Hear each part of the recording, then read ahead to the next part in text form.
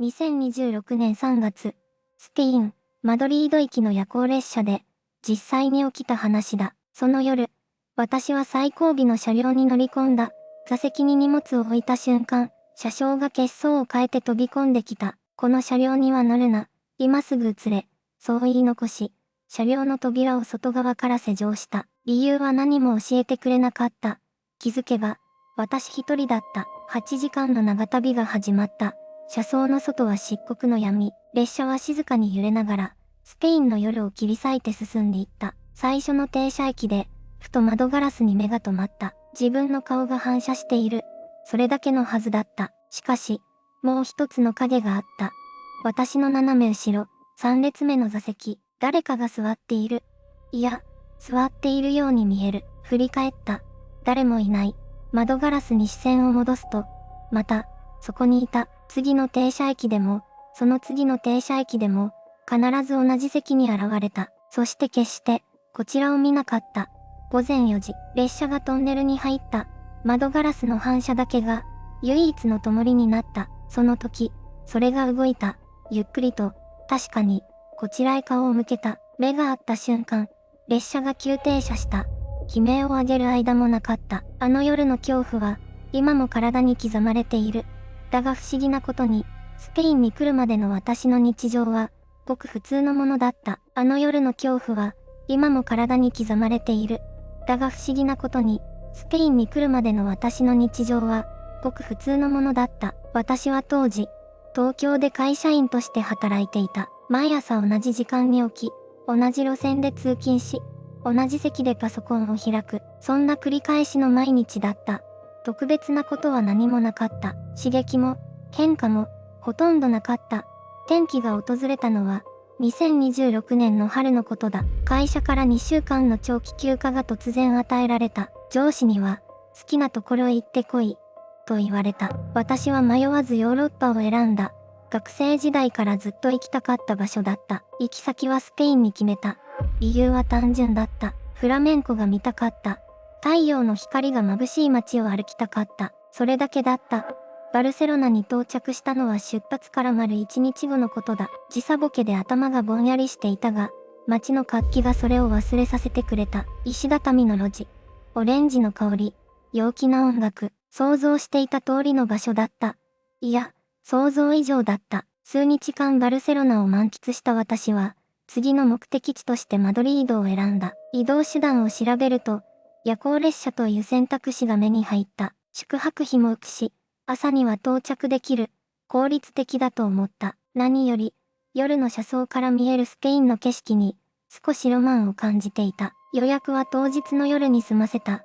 出発はその夜の遅い時間だった。プラットフォームに立った時、空気がひんやりと冷たかったことを今でも覚えている。何かが、すでに始まっていたのかもしれない。列車に乗り込んだ瞬間、最初に感じたのは音だった。他の車両とは違う。こもった静けさ。外の喧騒が、まるで壁一枚隔てた別の世界のように遠かった。最後尾の車両は、乗客が誰もいなかった。座席はきれいに並んでいたが、どこか使われていない空気をまつわっていた。蛍光灯が一つ、かすかに点滅していた。席に荷物を置いたとき、気づいた。妙に寒い。夜だから、と思った。スペインの春先の夜は冷えることがある。それだけのことだと、自分に言い聞かせた。列車がゆっくりと動き始めた。次に気づいたのは、匂いだった。古い木材と、錆と、何か湿ったものが混ざったような、奇妙な匂い。新しい列車のはずなのに、どこか時代の古さを感じさせる周期だった。窓を確認したが、閉まっていた。換気口からでも入ってくるのだろうか。そう考えて、やめた。しばらくすると、音が聞こえ始めた。車輪の規則的なリズムに混じって、何かが引きずられるような音。最初は気のせいだと思った。古い列車なのだから、いい音の一つや二つあっても不思議ではない。だが、音は止まなかった。そして、温度がさらに下がった。上着を羽織っても、冷たさは消えなかった。骨の奥まで染み込んでくるような、そういう種類の寒さだった。冷房ではない。もっと、静かな、冷たさだった。私はその時点でも、まだ疑っていなかった。疲れているから、夜だから、古い車両だから、全部、そう片付けていた。だが、列車が最初の駅に停車した時、私は確かに見た。窓ガラスに映る自分の姿。その隣に何かが座っていた。輪郭は曖昧だった。煙のような、霞のような、そういう存在感だった。だが、確かにそこにいた。人の形をしていた。私は息を止めた。目を閉じて、もう一度開いた。まだ、いた。駅のホームの光が、車窓をゆっくり照らしていった。その一瞬、影は薄くなった。光が通り過ぎると、また濃くなった。それは、消えなかった。私は立ち上がることができなかった。足が、動かなかった。声を出そうとした。出なかった。喉が、完全に塞がれたように感じた。列車が再び動き出した。影も、揺れた。車両の揺れに合わせるように、ゆっくりと、静かに、まるで最初からそこに座っていたかのように、自然に揺れていた。私はその時、初めて理解した。これは、疲れではない。これは、錯覚でもない。何かが、同じ車両にいる。車掌の言葉が、頭の中で蘇った。この車両は避けろ。あの目が、あの声が、今になって意味を持ち始めた。窓の外は、完全な闇だった。田舎の夜は深い。街灯もない。民家もない。ただ、黒い大地が流れていくだけだった。そして、また冷たくなった。さっきより、もっと深い冷たさだった。隣の座席から、何かが滲み出てくるような感覚だった。私は、ゆっくりと視線を動かした。窓ガラスから、直接、隣の座席へ。そこには、何もなかった。だが、窓には、まだ映っていた。次の停車駅まで、あと3時間あった。目が、あった。窓ガラスの中で、私の隣に座る。その影と、息が止まった。体が、石になったように動かなかった。それは、ゆっくりと、こちらを向いていた。さっきまで、ずっと正面を見ていたはずだった。それが今、確かに、私の方を見ていた。顔は、はっきりしなかった。輪郭だけがあった。目の位置だけが、暗かった。それでも、視線だけは感じた。まっすぐに、私を捉えていた。逃げられなかった。視線を外すことも、立ち上がることも、できなかった。ただ、窓の中のそれと、見つめ合っていた。どれくらいの時間が経ったのか、わからなかった。その時、聞こえた、声だった。小さな、かすれた声だった。外からではなかった。車内からでもなかった。耳の奥で、直接、響くような声だった。私の名前だった。日本語で、はっきりと、私の名前を、呼んでいた。鳥肌が全身を走った。どうして、なぜ、この影が、私の名前を知っているのか。誰にも名乗っていなかった。切符にも名前はなかった。この列車に乗るまで、誰とも話していなかった。それなのに、呼ばれた。もう一度、呼ばれた。同じ声で、同じ温度で、まるで、ずっとそこにいたかのように、列車が、ぐらりと揺れた。トンネルに入った。完全な暗闇の中で、窓の反射が消えた。影も、消えた。声も、止まった。だが、冷たさだけは、消えなかった。むしろ、近くなっていた。私は、自分の膝の上に視線を落とした。手が、震えていた。止められなかった。その夜のことを、今でも思い出す。帰国してからも、その声は消えなかった。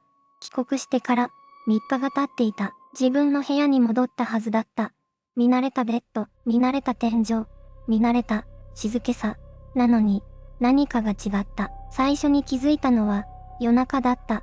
眠れなくて、ふと窓の方を見た。ガラスに、自分の顔が映っていた。当たり前のことだ。当たり前のはずだった。でも、私は動いていなかった。それなのに、窓の中の自分が、わずかに、首を傾けた気がした。IMG、夜の部屋、窓に映る自分の輪郭がわずかにずれているように見える。気のせいだ、と目を閉じた。朝になれば、忘れられると思っていた。だが翌朝、洗面所で顔を洗おうとした時、また気づいた。鏡の中の自分が、一瞬、遅れた。ほんの、コンマ1秒ほど。普通なら、誰も気にしない。でも私は知っていた。あの夜、あの列車の中で見たものを、同じ遅れ方だった。あの影が、窓に映るたびに見せていた。あの、微妙なずれ、足元が、消えた。スペインの夜と全く同じ冷たさが、自分の部屋の中に満ちていた。IMG、洗面所の鏡、蛍光灯の光の中で映る顔がわずかに歪んで見える。私は、声に出して自分に言い聞かせた。疲れているだけだ。時差ボケだ。あの夜の記憶が、まだ残っているだけだ。でも夜になるたびに、部屋の空気が重くなった。誰もいないはずの場所から、かすかな気配がした。振り向けば、何もない。でも、確かに感じた。視線を、感じた。あの列車の中で、私を見ていたものが、ここにもいる。そんな確信が、じわじわと、骨の中にまで染みてきた。一人じゃない。帰国しても、一人じゃなかった。では、それは何者なのか、なぜ私の後をついてきたのか。次の夜、私はついにその答えに触れることになる。その夜、私は帰国してから初めて、あの列車について調べ始めた。スペインの夜行列車、マドリード行き、最後尾の車両。検索を重ねるうちに、ある古い記事にたどり着いた。日付は、2025年の冬。その記事には、こう書かれていた。マドリード行き夜行列車にて、乗客1名が最後尾車両で発見。心肺停止状態。原因不明。胃が、消えた。さらに調べると、同じ車両で過去に複数の開示が起きていたことが分かった。乗客が突然叫び出す。窓に知らない顔が映る。夜中に急停車する。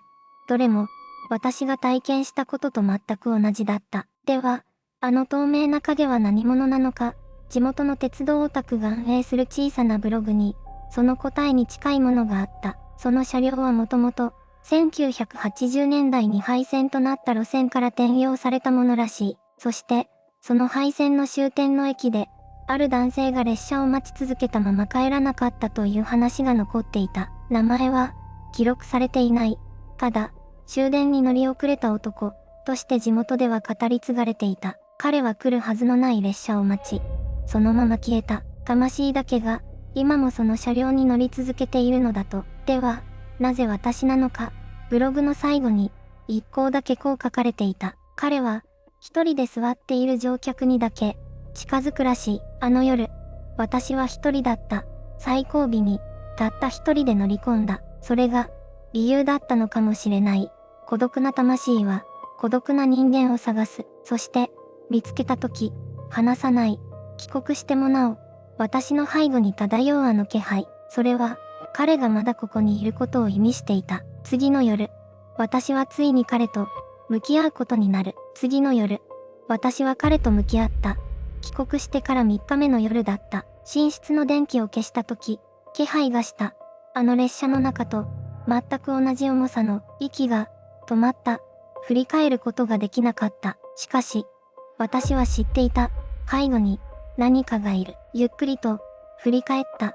部屋の隅に影があった。人の形をした影が、それは動いていなかった。ただ、そこに立っていた。私を見ていた。顔は見えなかった。しかし、視線だけははっきりと感じた。冷たく、深く、まっすぐに、私の目を見ていた。声を出そうとした。しかし、喉が震えて、音が出なかった。影は、一歩、前に出た。床がきしむ音がした。あの列車の床と、同じ音だった。私は、椅子から立ち上がれなかった。足が、石になったように動かなかった。影は、また一歩、近づいた。その瞬間、窓ガラスに何かが映った。私の後ろに立つ、その影が、そして、その影の隣に、もう一つの顔が映っていた。老いた男の顔が、マドリード行きの列車で見た。あの顔と全く同じだった。私は、叫んだ。どれほどの時間が経ったのか、わからない。気がついたとき、部屋は明るかった。朝の光が、窓から差し込んでいた。影は、消えていた。しかし、床に一つだけ、何かが落ちていた。古い、切符だった。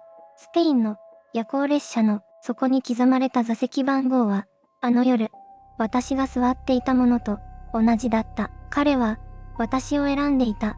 列車の中だけではなく、この部屋まで、ついてきていた。孤独な魂は、孤独な人間を探す。そして、見つけたとき、離さない。あの言葉の意味を、私はその朝、ようやく理解した。これは、まだ、終わっていない。あの朝から、何かが変わった。部屋の空気が、違った。光の当たり方が、違った。自分の影が自分のものだけではないような、そんな感覚が続いた。切符は捨てることができなかった。捨てようとするたびに手が止まった。まるで誰かに握られているように窓の外を見るのが怖くなった。夜になると特にガラスに映る自分の顔の隣に何かいるのではないかと確かめずにはいられなかった。電車に乗れなくなった。地下鉄のホームに立つと背後から視線を感じた。振り返っても誰もいない。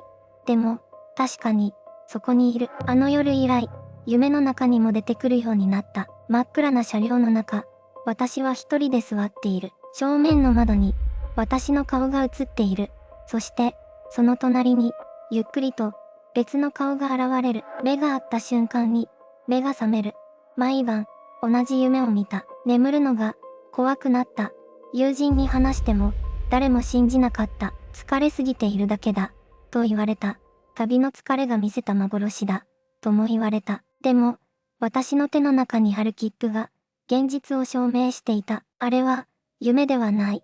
あれは幻でもない。本当にあった。孤独な魂は離さない。私はその言葉を今でも毎日思い出す。あの車掌が言った言葉の意味が日を追うごとに重くなっていく。なぜ私が選ばれたのか。なぜあの座席だったのか。答えはまだ見つかっていない。そして切符は今でも私の引き出しの中にある。次の話で全ての答えが明かされる。あの夜からもう半年が過ぎた。それでもあの感覚は消えない。夜中に目が覚めるとふと思い出す。あの暗い車両の空気、窓ガラスに映ったもう一つの影。新幹線でも地下鉄でも列車に乗るたびに確かめてしまう。窓に映る自分の後ろ、誰かが同じ席に座っていないかを。あの車掌は言った。孤独な魂は離さない。と、あれは警告だったのか、それとも予言だったのか。切符は今も引き出しの中にある。捨てようとしたことは何度もある。でも、捨てられない。